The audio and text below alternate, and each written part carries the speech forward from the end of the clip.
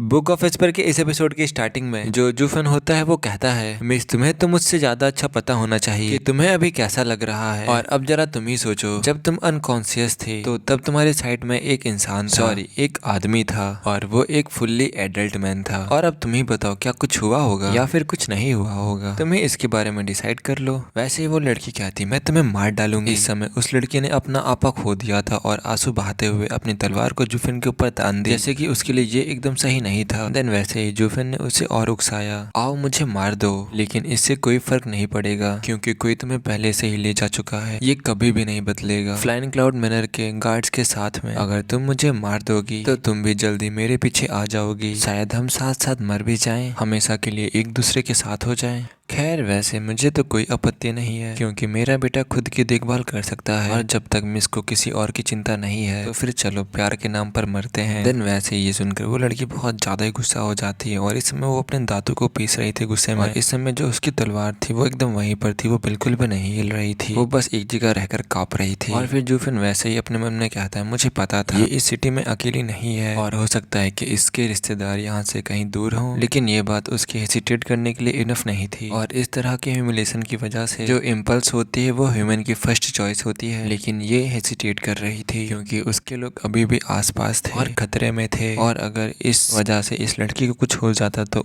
उनका ध्यान इससे भटक जाता और गार्ड्स के लिए इन्हें पकड़ना आसान हो जाता। और इस समय वो अपनी सुरक्षा के बारे में सोचकर वह मौत के सामने भी हेसिटेट कर रही थी। जो फैन को तो कहीं पहले से ही यकीन था कि लड़की एक बेहतरीन लीड थी। और फिर वैसे ही तलवार जमीन पर गिर गई और वैसे ही वो लड़की रोते हुए अपने घुटनों पर बैठ गई। उसे सुनकर वहां पर किसी का भी दिल टूट जाता। देन वैसे ही जो जूफन होता है वो हल्का सा मुस्कुराता है और उसके सर को थपथपाता है। फिर वैसे ही कहता है, मिस क्या आप मुझे नहीं मार डालेंगी? देन वैसे ही वो बहुत जोर से चिल्लाते हुए कहती, यहाँ से भाग जाओ। इस समय वो उसे पूरी तरीके से निकल जाना चाहती थी। देन जो जूफन होता है वो मुस्कुराते हुए इस चीज को अनदेखा कर देता है और फिर वैसे ही कहता है, तो फिर चलो मैं तुम्हें एक छोटा सा रहस्य बताता हूँ, तुम अभी भी एक अनटच्ड लड़की हो। और देन जो वो लड़की होती है वो कांपते हुए जूफन से कहती है, तुमने जस्ट अभी क्या कहा? क्या तुम झूठ तो नहीं बोल रहे हो? देन वैसे ही जूफन भी अपना सर हिलाता है और फिर वैसे ही हंसते हुए कहता है, ये तुम्हारी बॉडी और तुम्हें ही नहीं पता आखिरकार तुम ये बोली क्यों रही हो। देन वैसे वो लड़की ब्लश करने लगती है और फिर वैसे ही अपने सर को नीचा करते हुए कहती है, आखिरकार क्यों? देन वैसे ही जूफन कहता है, मैंने सोचा था कि मैं तुम्हें वो चीज दिखाऊंगा जो सबसे ज्यादा कीमती है और एक बार जब तुम्हें पता चला कि तुम टूट चुकी हो तो तब तुम्हें किसी भी किस की परवाह करने का कोई भी केयर नहीं था, क्यों है ना? और जब तुम मरने वाले होते हो तो तब कौन ही परवाह करता है कि तुम टूट चुकी हो। लोगों के पास हमेशा ही एक सीमा होती है जिसे वो पार नहीं करते हैं और क्योंकि वो सीमा टूट चुकी थी और खत्म हो चुकी है तो इसके बारे में क्यों सोचना, तुम्हें हमेशा इस बारे में सोचना चाहिए कि तुम्हारे पास है क्या और तुमने खोया क्या है और उस चीज से कभी चिपके नहीं रहना चाहिए। और फिर वैसे ही जो फिर टहलते टहलते बाहर की तरफ जाने लगता है और वैसे ही कहता है, चलो अब फ्लाइंग क्लाउड मैनर के गार्ड्स को देखते हैं और तुम जितना ज्यादा ही छुपी रहोगी उतनी ज्यादा ही सस्पिशियस उनके अंदर आएगी। उससे अच्छा ये होता है कि उनका डटकर सामना करो और भले ही चाहे तुम जो कोई भी हो वो गार्ड से इतनी आसानी से तुम्हें नहीं पहचान पाएंगे। और दिन वैसे ही जूफन जो होता है वो जाते हुए रुक जाता है और अपने हाथों को ऊपर उठाते हुए कहता है, जब तुम खुद को ही नहीं जानती हो तो होशियार बनने की कोशिश मत करो, होशियारी खुद को ही डुबा सकती है। ये कह करके जूफन हंसने लगता है और ऐसे ही जूफन हंसते हुए वहां से चला गया। दिन जो वो लड़की होती है वो पहले तो जूफन को गुस्से से देखती है और फिर वैसे ही खिलखिलाकर हंसने लगती है। इस समय उसके गाल लाल हो रहे थे और किसी अजीब रीजन से उसका दिल शांत नहीं हो रहा था। और दिन वैसे ही वो लड़की कहती है, फ्लाइंग क्लाउड मैनर के गार्ड्स का यहाँ आना जरूरी वो उसकी वजह से होगा। देन वैसे ही जो वो लड़की होती है खुद को शांत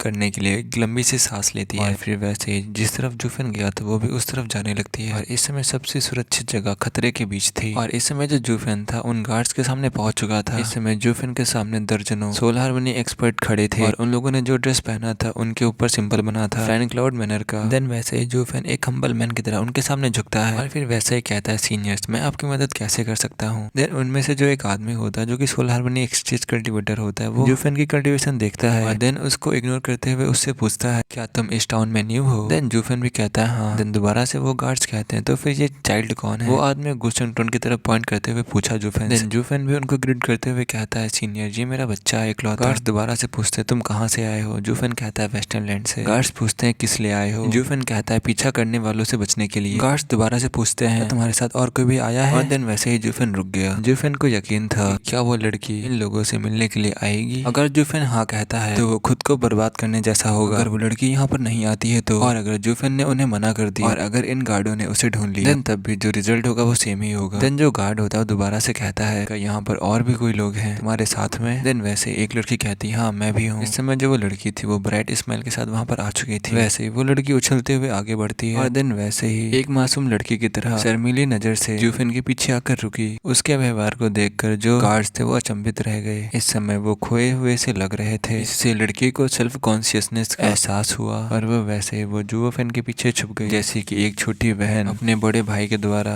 बाहरी बुरी दुनिया से बच रही हो। देन वैसे ही जो जूफेन होता है वो अपने मन में कहता है ये लड़की तो इस वर्ल्ड से बहुत ज्यादा ही जान पहचान है इसका, ये तो एक्टिंग में मेरी भी बाप है, ये इस दुनिया को मुझसे अच्छे से समझती है। और इस समय जूफेन को अभी भी उस लड़की की नाराजगी अभी भी याद थी और जूफेन उस लड़की को इस बात के लिए बिल्कुल भी चिढ़ाना नहीं चाहता था क्योंकि वो दोनों अभी एक ही नाव में सवार हैं। जूफेन ने बस एक मुस्कुराहट के साथ अपने आप को शांत किया। देन वैसे ही जो गार्ड्स होते हैं वो भी जग जाते हैं और फिर उस लड़की की तरफ इशारा करते हुए कहते हैं क्या ये भी यहीं रहती है। देन वैसे ही वो लड़की भी कहती है हाँ मैं यहीं रहती हूँ। उस लड़की की मीठी आवाज सुनकर जो वो पहरेदार थे वो भी शांत हो गए। देन वैसे ही जो गार्ड्स होते हैं वो पहले उस लड़की की तरफ और फिर जूफेन की तरफ इशारा करते हुए कहते हैं और उनसे पूछते हैं कि तुम दोनों कौन और तुम दोनों आखिरकार वेस्टर्नलैंड से यहाँ पर क्यों आए हो। देन वैसे ही जो जूफेन होता है वो इस लड़की का अच्छा सा नाम के बारे में सोचने के लिए उसकी तरफ देखने लगा, लेकिन वैसे ही जो वो लड़की होती है वो तुरंत कह देती है ये मेरा पति है और हम दोनों ही वेस्टर्नलैंड से एक साथ आए हैं। देन वैसे ही जो वो गार्ड्स होते हैं उन्हें बिल्कुल भी विश्वास नहीं होता है और फिर वो एक दूसरे की तरफ देखते हुए कहते हैं क्या ये तुम्हारा पति है। देन वैसे ही जो वो लड़की होती है वो भी कहते हैं हाँ क्यों इसमें क्या कोई गड़बड़ है। और देन मुस्कुराते हुए कहते हैं जरा मेरे बच्चे की तरफ देखो, गुसेंगटोन की तरफ देखो, वो हमारा प्रूफ है, हम लोगों ने उसे साथ ही में ग्रो किया है, इसको बड़ा करने में बहुत ज्यादा मेहनत लगी है। इस समय जो इंस्पेक्शन टीम आई थी यहाँ पर वो पूरी तरीके से शॉक्ड हो चुकी थी। इस समय जो जूफेन था वो तो एकदम खोया खोया ऐसा लग रहा था। और देन वैसे ही जो जूफेन होता है वो अपने मन में कहता है हे चिकी तुम कुछ देर पहले मुझे मारने की कोशिश कर रही थी, मेरे अंदर तलवार घुसाना चाहती थी और अब मुझे अपना पति बता रही हो। देन वैसे ही जो वो लड़की होती है जूफेन की तरफ देखते हुए अपने मन में कहती है तुम क्या मेरी तरफ देख रहे हो और अभी मेरे पति होने के नाते तुम्हें पहले से इसका अच्छा लाभ मिल रहा है, आखिरकार तुम किस बात पर रो रहे हो और बस तुम ये देखते रहो कि मैं तुम्हारी आंखें ना निकाल लूं। जूफेन को घूरते हुए उस लड़की ने जूफेन को चेतावनी दी और अपने हाथों से गुसेंगटोन को पकड़ लिया और अगर साफ साफ कहा जाए तो वो लड़की जूफेन को मजबूर करने के लिए गुसेंगटोन को बंधक के रूप में इस्तेमाल कर रही थी। और देन वैसे ही अपने मन में कहती है लाइन में आओ नहीं तो तुम्हारा बेटा पहले ही गिर जाएगा। देन वैसे ही जो जूफेन होता है वो अपने सर को हिलाते हुए हाँ ही भरता है, लेकिन वो गुसेंगटोन के लिए बिल्कुल भी चिंता नहीं कर रहा था। और फिर वैसे वो अपने मन में कहता है ऐसा तो बिल्कुल नहीं है कि वो लड़की युवा संजय के साथ कुछ कर सके। जूफेन को ये चाल मुश्किल लग रहा था क्योंकि जूफेन किसी भी लड़की को अपनी पत्नी के रूप में स्वीकार नहीं कर सकता था, हालांकि ये असली बिल्कुल भी नहीं था, लेकिन सिचुएशन को देखते हुए अगर वो इस झंझट से बाहर निकलना चाहता था तो जूफेन को भी राजी होना पड़ेगा। वैसे वो इतने आसानी से ये बिल्कुल भी नहीं कह सकता था क्योंकि जूफेन के दिल में सिर्फ एक ही नाम था और जूफेन उस इंसान की छवि को बिल्कुल भी खराब करना नहीं चाहता था, चाहे वो इमेज झूठे ही क्यों ना हो। देन वैसे ही उस अजीब जोड़े को देखकर एक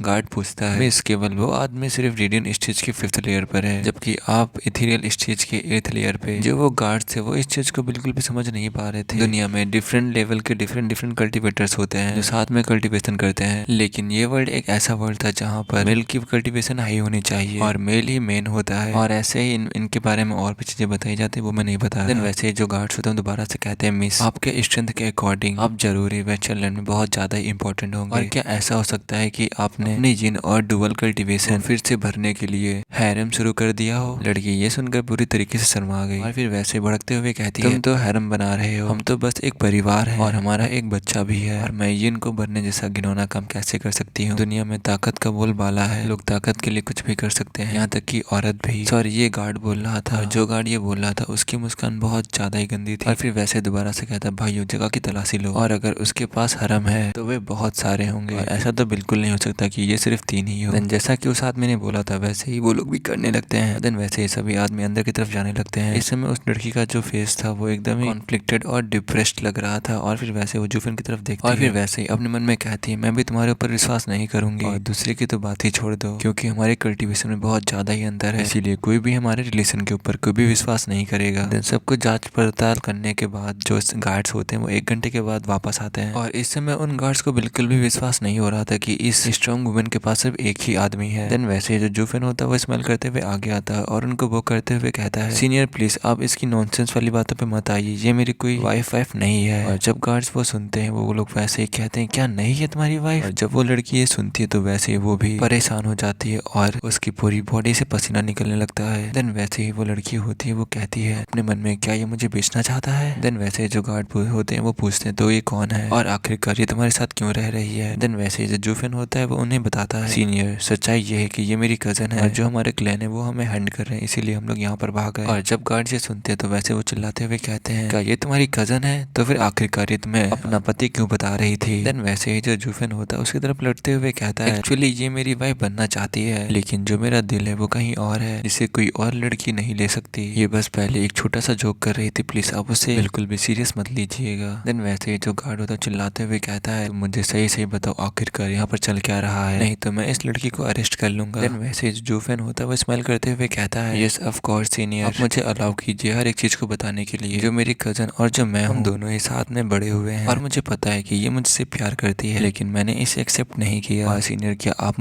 खुद ही नहीं देख सकते कि इसका जो टैलेंट है वो मुझसे ज्यादा है और ये मुझसे कहीं ज्यादा गुना फास्टर कल्टीवेशन करती है, इसीलिए मैं इसके लव को एक्सेप्ट नहीं कर पा रहा हूँ क्योंकि मैं खुद को उसके लायक नहीं समझता हूँ। देन वहाँ पर जितने लोग होते हैं वो भी सर लाते हुए अपना कहते हैं, हाँ हम इतना तो कह ही सकते हैं, उसके लिए बिल्कुल भी फिट नहीं हो।